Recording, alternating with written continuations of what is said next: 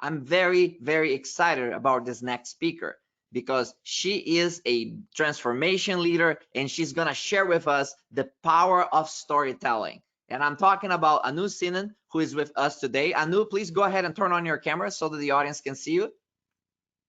Hi, Jose. How are you? I'm doing great, and it's terrific to have you with us. Let me tell you a bit about Anu. She's a business transformation specialist with over 15 years of work experience in the private and public sectors. She's a storyteller by passion and the host of the podcast Heroes of New York, where she shares stories of amazing individuals. And she is an amazing individual and leader. And Anu, I'm so grateful for you to share your powerful message on storytelling to this audience on enterprise architecture, where they are transformation leaders. They need to communicate clearly, they need to be persuasive, and this is what you're going to help us with, and we're so excited to have you here.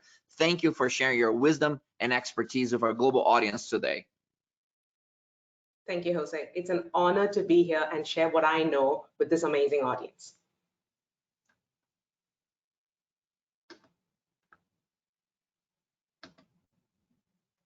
Hello and welcome, everyone. I hope you've had a great time listening to these wonderful sessions by some really amazing speakers.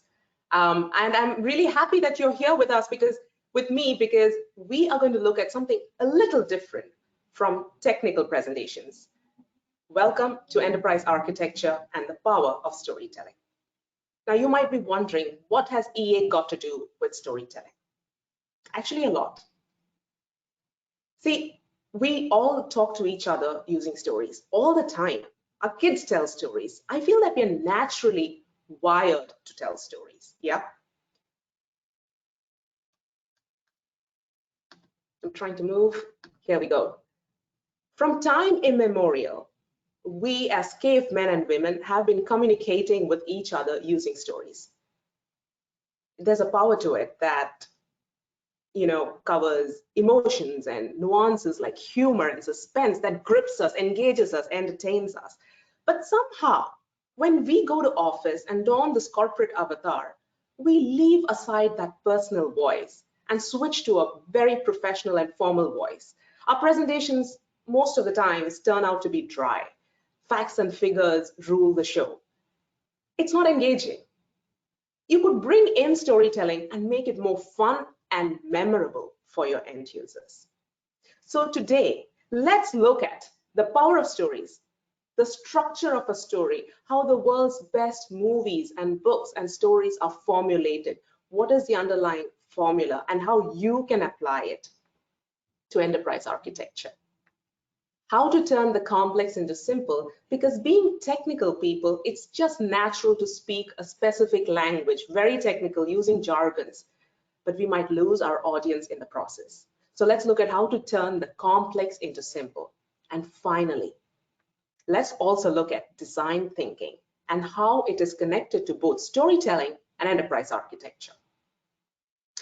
Before we jump into the power of stories, let's actually just look at what is enterprise architecture.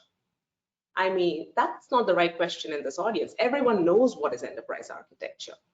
But if you had to explain this concept to someone who has never heard of it before, say your grandmother, or a friend who is not technical, or your child, how would you explain what is enterprise architecture?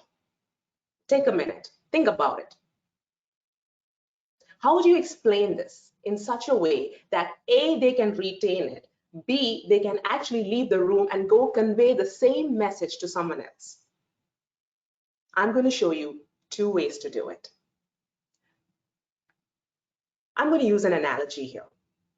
In the early 2000s, scientists and biotechnologists around the world came together to sequence the human genome map. And when they were done, they had sequenced around 30,000 genes in the human body and put together for the first time the genetic blueprint of mankind. What this blueprint enabled them to do was to identify illnesses and defects that were codified in us from generations. It helped them to take action before something happened. Now, similar to this genetic blueprint, in an organization, enterprise architects can work with stakeholders to sequence applications, digital applications running on specific technology and the infrastructure on which it is hosted, to the data that these applications store, process, and exchange with other applications, to the business processes they support and the capabilities they address. And by sequencing the business, data, application, and technology layers in one place, enterprise architects can create the digital blueprint of the organization. This blueprint enables them to see areas of gap, opportunities for growth, opportunities for cost cutting, and places for innovation. This digital blueprint is called enterprise architecture. Now, there's a second way. This is a definition that I took from CIO.com. It's accurate. Enterprise architecture is a practice of analyzing, designing, planning, and implementing enterprise analysis to successfully execute on business strategies. EA helps business structure IT projects and policies to achieve desired business results and to stay on top of industry trends and disruptions using architecture principles and practices, a process also known as enterprise architectural planning. Which of the two do you think your listener would be able to understand, appreciate, and take away from the room? I would go with option 1. I wouldn't use this option. Now, this is where the ability to convey messages in a simple, lucid fashion using storytelling and analogies comes in. See, we might know very complex topics, but if our end user cannot appreciate it, the message will be lost. And our objective at the end of the day is to win over their confidence in enterprise architecture. For that, we need to use a language that they can understand and relate to. So, what really is the power of storytelling? 1, we all think in pictures. No matter how analytical you think you are, you still think in pictures.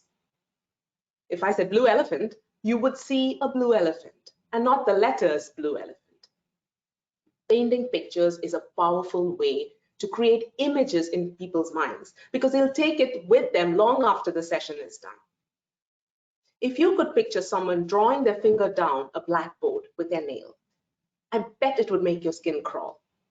That's because I used visual language. I didn't use images, but I painted an image in your mind. Storytelling has the power to create powerful images in people's minds. It helps to build connections.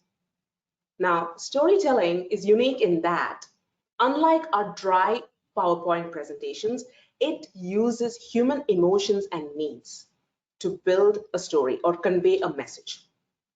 Values like justice, hope, you cannot quantify these, but you can convey it through stories.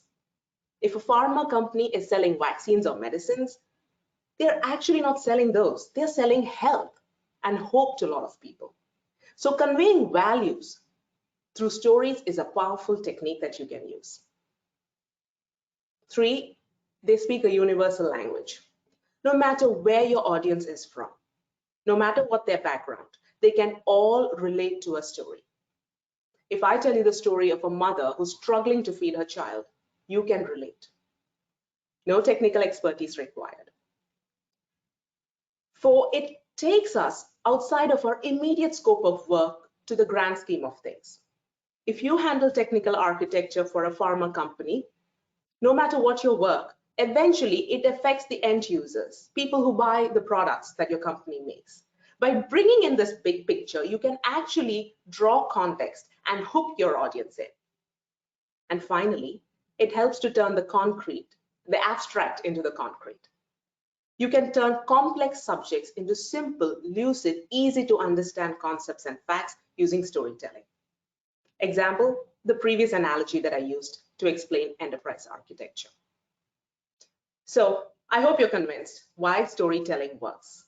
Then the question that naturally arises is, I have never told a story, how do I do it? Fear not, my friend, I have the formula that you can apply. Let's look at the structure of a story.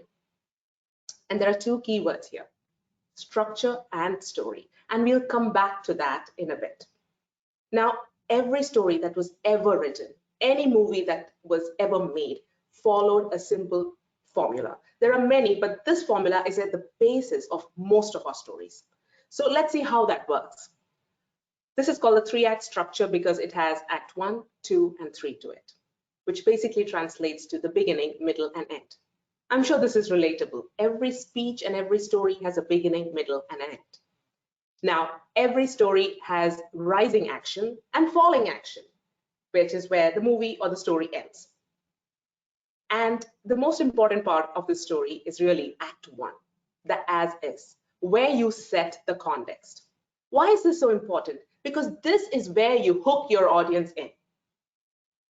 Within the first few minutes, if you don't hook your audience in, you've lost them. So it's really important to draw context and hook them in. And this begins by introducing your characters, the hero, maybe some bad guys, the who of the story, when it is happening in time, where is it happening in space, and an inciting incident or trigger, the what. An inciting incident or trigger is something that forces the hero to go on a quest. Like Aladdin finds the magic lamp. It takes him on a quest to find something, a to be. The why of the story, this is the North Star of the whole story. This is why the story exists in the first place. The hero wants to find a treasure. The hero wants to get stronger, wiser, marry the love of his life or her life. That is the why. But on that quest, the hero faces some surprises, obstacles in the form of bad guys, bad weather, and conflicts. Now, conflicts are of two kinds, internal and external. And this exists within all of us. We always have some conflicts within us, and there are external conflicts in our environment that mirror this. A hero might feel that he's not worthy of his girl's love. And in the external world, she might be having a very strong and bad father that he needs to overcome. So you see, there are two kinds of conflicts. And usually when one conflict is resolved, it resolves the other. Now that he has faced some surprises, obstacles, and conflicts, he cannot proceed unless he gets help. Contrary to popular belief, heroes need help. And in every movie you would see this. In every story you would see this. Enter the guide. Like Yoda to Luke Skywalker, or the fairy godmother to Cinderella. Every hero has a guide who shows him or her some critical choices. An easy choice that leads to not so great solutions, and a hard choice if the hero chooses to take and lead him or her to whatever they need. And then the guide gives them a roadmap, the how to get to the why. At this point, the hero feels empowered enough to take action. We arrive at the climax scene. The hero probably fights the bad guys to the ground, reverses his or her circumstances, and gets to the to-be stage, which is where transformation happens. He or she is now wiser, stronger, happier. This is a formula for a clear narrative. I know there's a lot of information on the screen, although I built it gradually, and it might be a lot for someone who's seeing it for the first time. But I would ask you to focus only on the gray boxes, the who, where, what, when, how, and why. If you can answer those questions, you can have a watertight story. And guess what? The Zachman framework already uses it. See, storytelling is not too far removed from enterprise architecture. And now if you go back and look at any of the movies you watched, the stories you've read, and if you apply this formula, you would see that it fits right in. Any movie where you walked out asking questions, but that was an open-ended question at the end. They didn't answer it. You know that they haven't addressed all these 6 boxes that you see on the screen. Now, before we move on, I want to say that the most important section of creating a good narrative is the as-is, the first part where you set the context and draw your audience in. It's really crucial. This is where you either retain them or you lose them. Now, how do we apply that to enterprise architecture? Let's just focus on the as-is setting context part. Establishing the setting, setting the big picture. Now, I took the lowest layer of EA, technical architecture. A lot of us work in this area, and it's really crucial. For the longest part, EA focused on technical architecture because applications run on technology and infrastructure, right? But then technical architecture means nothing without applications. So it makes sense to look at the application architecture. But what do applications do? They store, process, and transact data with other applications, which means you need to bring in data architecture into the picture. But what's the purpose of data? It's used by business to run certain processes, using certain tools, stakeholders engaging outside of their organization to achieve strategic goals. They interact with stakeholders, transactions happen, they interact with their board and regulatory bodies. And this interaction of people within the organization with their external environment is what is called the enterprise. You see, there's a distinction between enterprise and organization, and it's really important you understand what that is.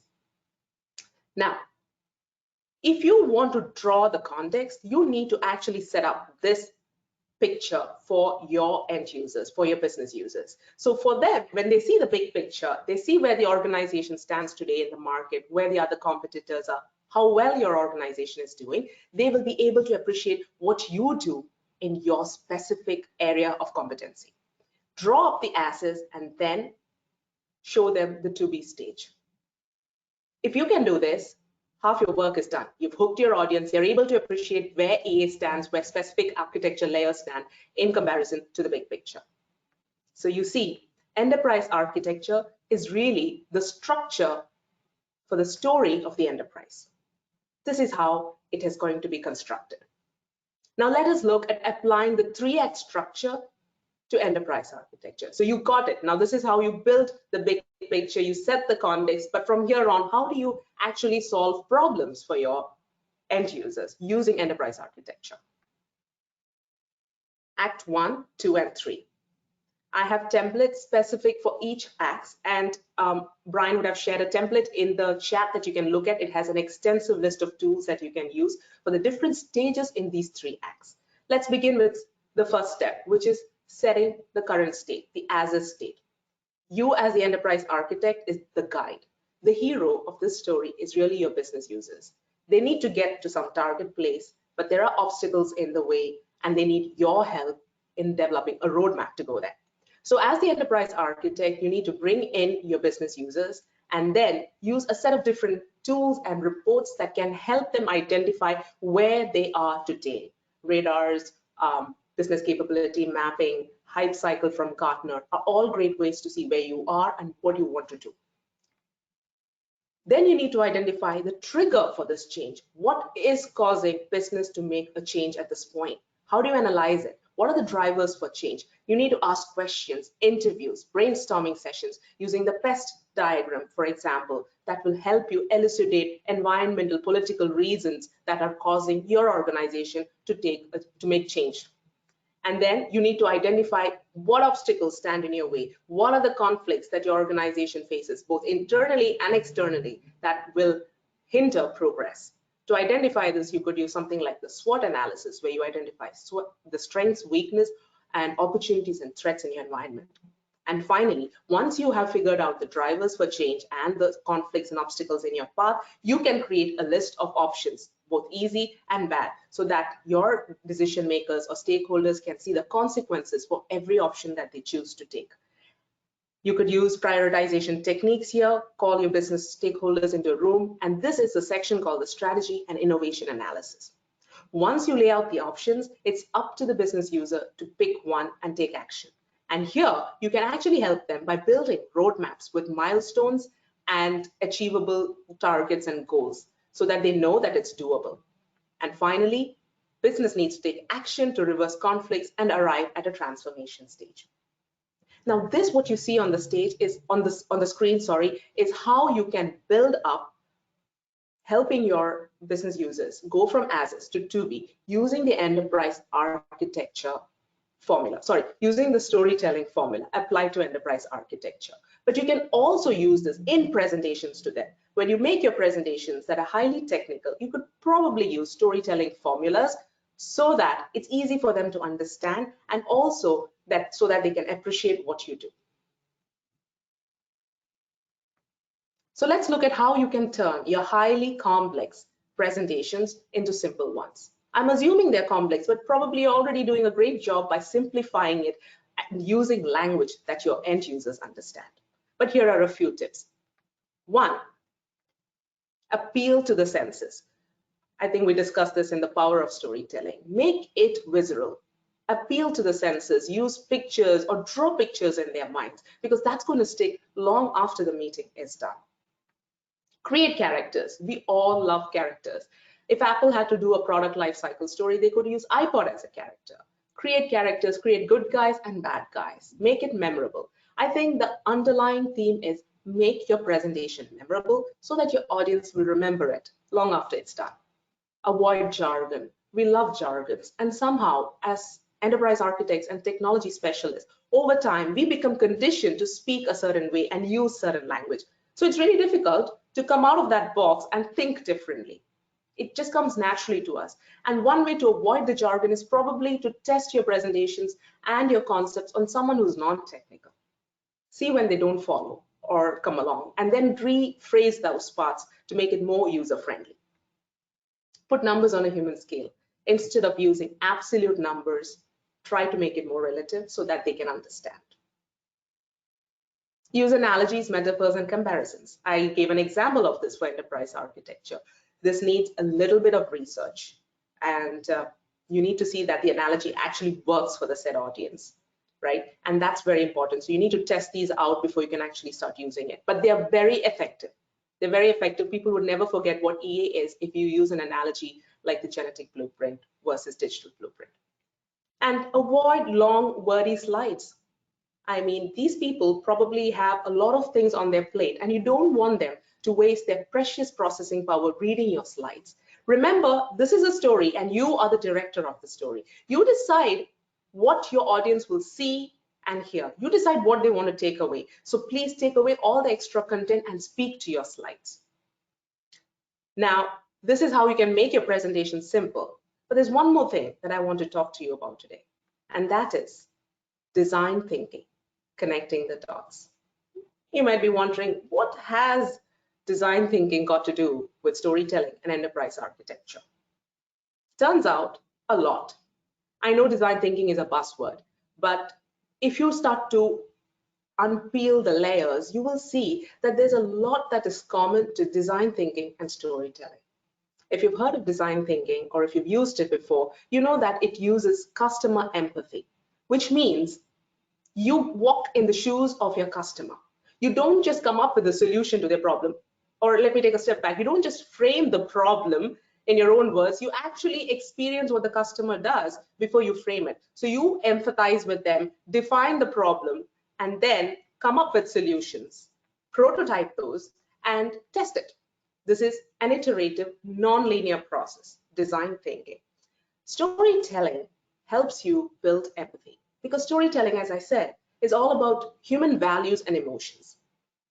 Design thinking challenges assumptions. In design thinking, you're going to challenge your problem statement, you're going to challenge the questions, you're going to challenge the assumptions, because you want to get to a solution that is optimal. Now, if you start to share stories, what do? They force more questions in your listeners' minds, and questions will elucidate more answers. Storytelling is a great way to build empathy, understand the values that are important to your users, and arrive at a solution. Now, enterprise architecture. How does that fit into this? Enterprise architects need to know how to identify patterns through complex components. Processes, organization, application, data, technology. There are lots of components in an enterprise architecture framework. Identifying patterns from disparate problems is a skill every enterprise architect needs. Storytelling helps reveal patterns, connecting the dots. Now, how do I put that together?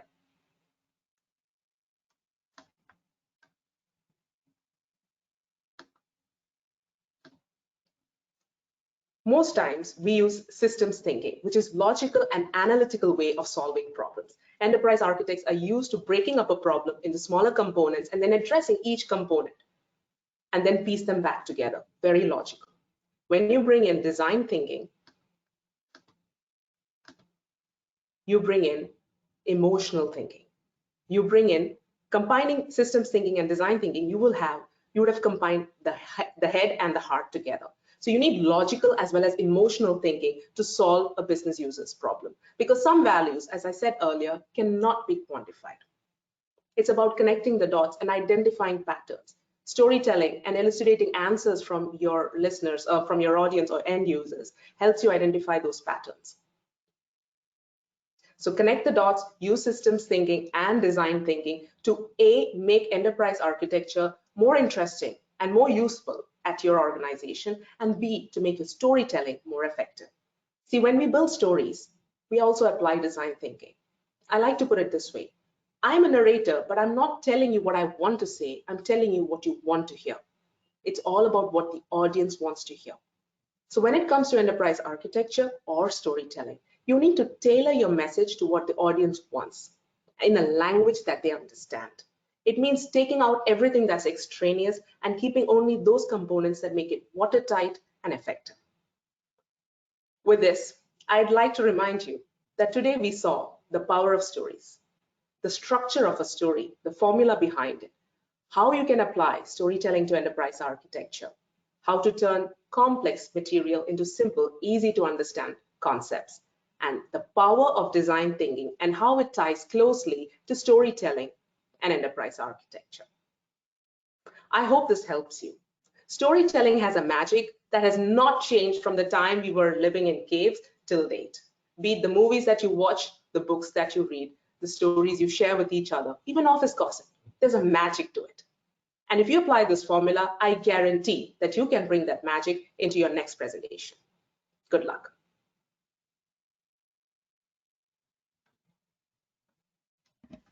Fantastic, Anu. Thank you so much for that incredibly insightful, enlightening presentation on the power of storytelling. And one of the things that I really appreciate and the audience appreciates, because I've been seeing the commentaries all along here, is that you're discussing substantive storytelling. Often storytelling gets confused with kind of like high level skimming the surface, tell stories that are nice but they're not really true, or they don't really lead to actions that create value necessarily. And there are different styles and types of storytelling for sure. And then certainly for an enterprise architecture approach, we're looking at substantive storytelling that will move the organization in directions that will create value for all of those who are participating. So when you do a masterful job at conveying those concepts about substantive storytelling. So thank you for that. There are a number of questions that came up here. I'm gonna ask you pick a few here. The very first one is on building your stories. What is the role and impact of images in storytelling as you are, developing a narrative, having images that support the narrative? How important that is? What kind of process you follow to find the right images? Well, the first question, the power of images, right? I think we can take a page out of colleagues who are into marketing and branding. It's all about images. If you pass by a big billboard sign, the first thing you notice is the image. The second thing is text. That's the way our mind is wired. And that's why I said you don't want to waste your end users or audience's processing power. Images take and consume less processing power. And at the same time, they convey such a strong and powerful message. So there is no question about the value of using images. Now, how do you find the right image?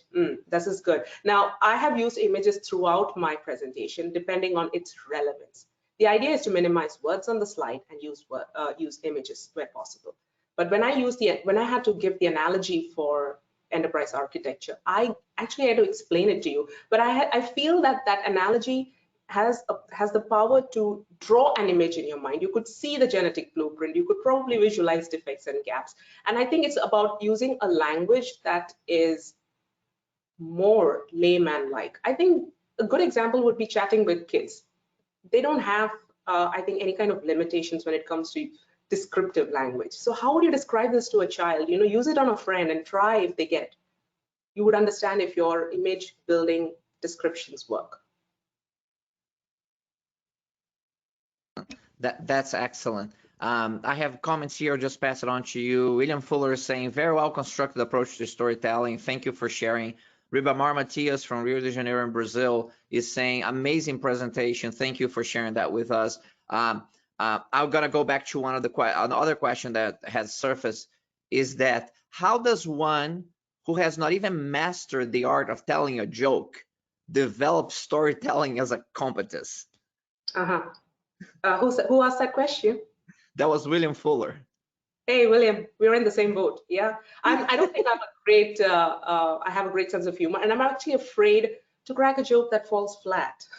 So you don't have to always bring in humor, and be sensitive about humor at the workplace, because you never know who takes offense. Given today's times, it's best to keep humor in your back pocket when or use it on an audience that you know really, really well. It's okay to not use humor, absolutely.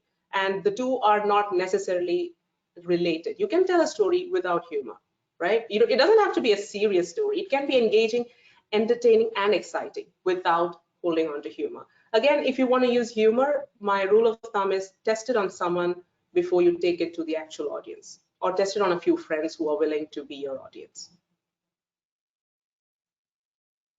I think the real spirit of his question was more about, you know, some people just are not natural good storytellers. So I think the emphasis that he had was about, you know, I'm flat even when I tell any stories, when I try to do humor.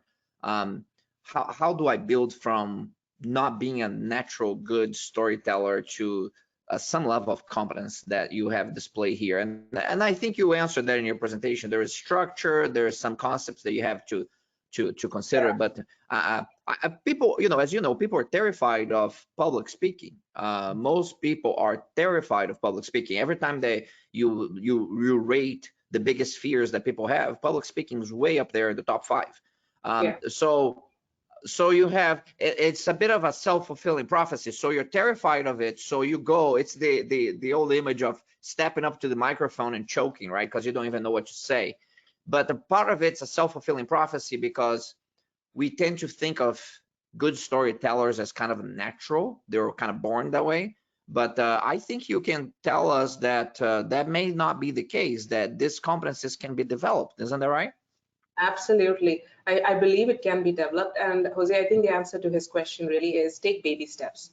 Now, I showed you a few ways to turn complex into simple.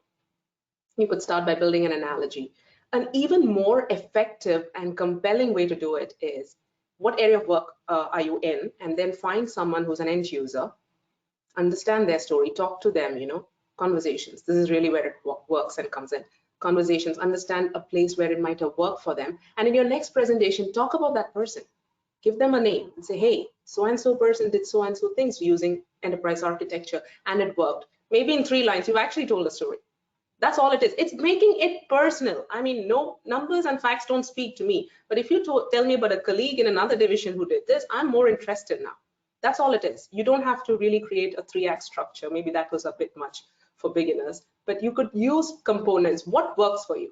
Maybe a real life example from your organization or from the market that you could start with. Start small, see if it works for you, and keep adding to it.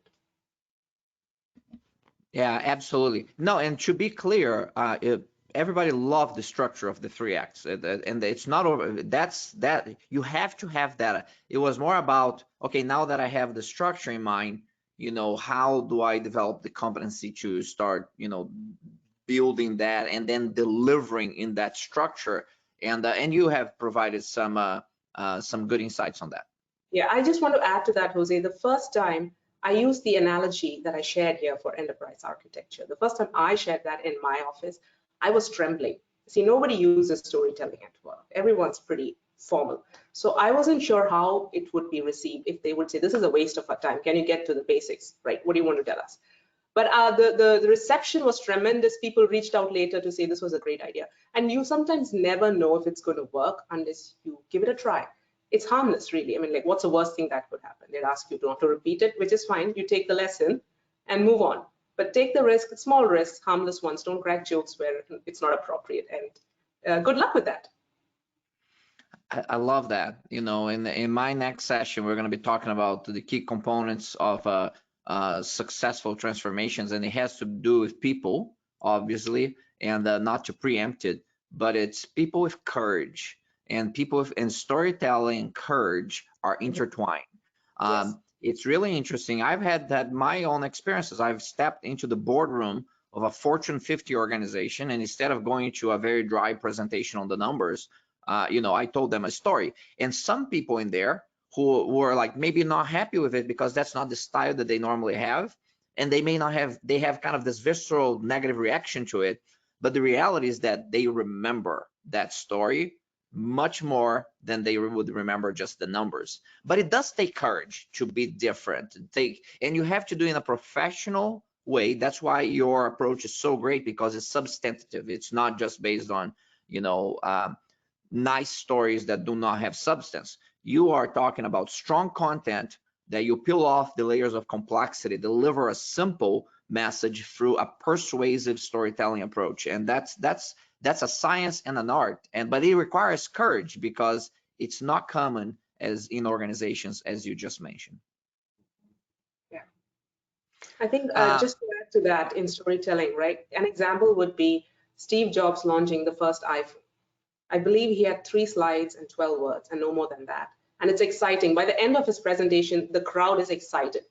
And he's fantastic with it. He could have gone into technology there, right? He could have explained the components that built the iPhone, but he didn't do any of that. So part of it is leaving out extraneous stuff and keeping it simple. Don't bring in all the technology, keep it simple. Yeah. Absolutely. It wasn't 512 gigabytes of additional memory, was 1,000 songs in your pocket. And that's a very important lesson for our enterprise architects to learn, because what is the outcome that that we have, not necessarily, you know, what we're building, which is important, but not most important. All right, so let me go on to next questions here. The next question that I have has to do about actually this dynamic of in storytelling of the stories themselves. Do you create fictional stories to represent your key concepts that you're trying to communicate, or should they always be built on real events? What is the role of building real events and fictional stories in the storytelling? Right, so I have never built a fictional story. The analogy was from real life. Actually, if you're using analogies, just quoting analogies, real life is best because people relate to it, right? They would have known the other one, so this example helps. Fictional, I think, would take a lot of work. If you have the skills and time, go for it. There's nothing wrong with a fictional story. I mean, we all read fictional stories, we love it, right? Look at Harry Potter, right? So that's not, there's no limit to what you can do. It's about what is doable for you. And storytelling is not the end, it's the means to an end. Don't forget that. So don't lose the actual target here. The idea is to win over your audience and convince them or get them to appreciate what you're doing. If fictional stories help you, go for it. Yeah, I agree very much with you. It's probably a more advanced skill set to build the fictional stories. I would just add that if you're setting up a fictional story, just make sure that the fictional story is not perceived as a real story, so that, you know, your credibility may be tarnished by that. Make sure that people understand it's a fictional story and not some and not a real story. Right. Yeah. Your credibility shouldn't be hit. That's true. Yeah. What about any tips that you may have or suggestions to make sure the audience is engaged throughout the story? Because you cannot just have a big beginning and an end. You have to kind of build, you know, have people engaged throughout. Are there any tips to keep people engaged throughout the story? You know, if we were in a room now, I could have seen how engaged the audience was. That's the challenge of virtual meetings. You do not know how they're responding. If I hear a chuckle here and there, or you're laughing, I know, okay, we are good, right? And the speaker feeds off of the energy of the audience. That's always so important. But if you're going to do a virtual presentation like I am right now, it's good to have questions and polls running, so people are actually interacting with you. Ask them questions. So when I was going to explain what is enterprise architecture, I paused to ask you so that you would think. That was an exercise right there. So ask them questions, make it interactive, bring in polls, and when possible, get into an actual room and talk to them. It's so much more helpful.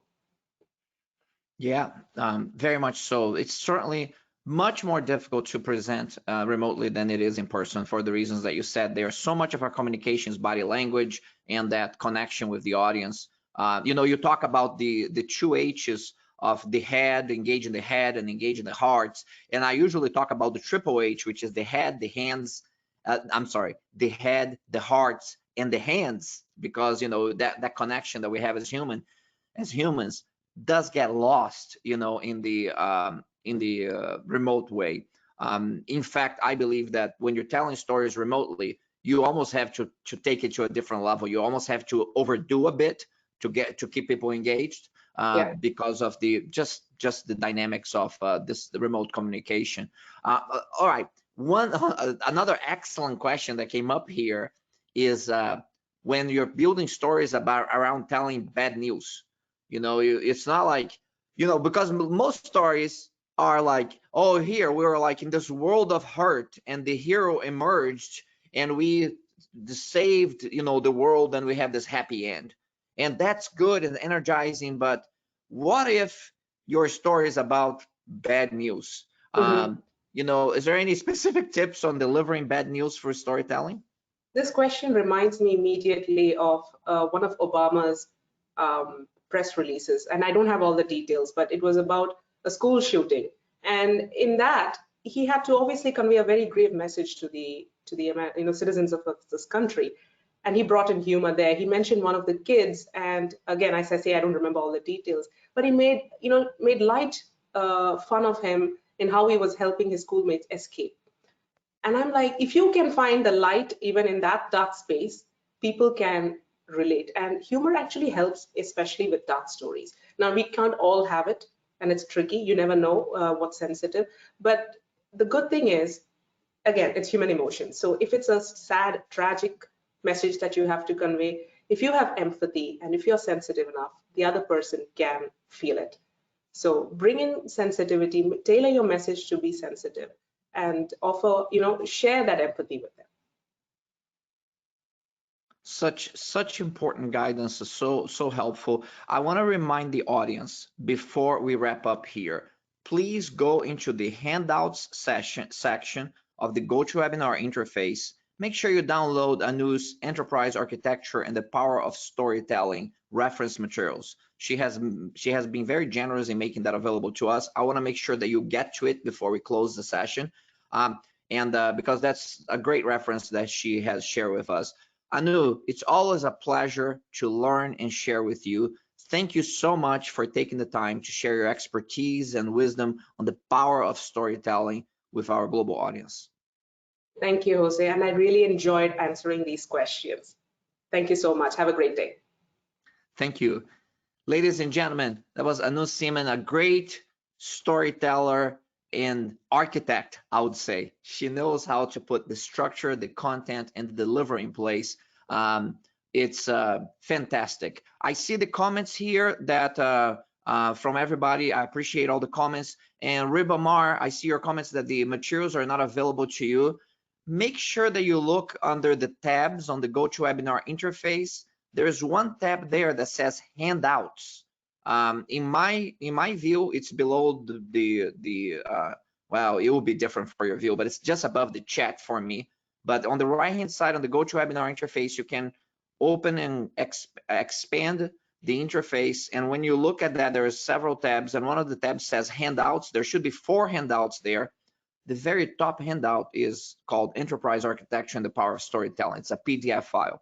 So I hope you can access it. If you're not able to access it through the GoToWebinar interface, I'll be able to get it to you. You may contact me offline through LinkedIn, and I will make sure that you get a copy. Very well, ladies and gentlemen, we're going to be taking a break now, and when we come back at the top of the hour, we will cover great enduring organizations and their journey of successful culture, business, and digital transformations.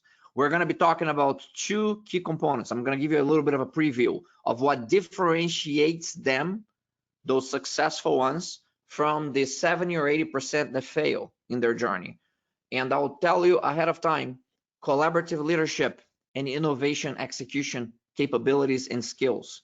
And we're going to be talking about that in the context of the experiences with hundreds of this cross-industry organizations and over 30,000 leaders who have shared their insights with us on this journey. So please do take a break now, and I'll see you back with a different hat as a presenter in the final session for our 3-day conference.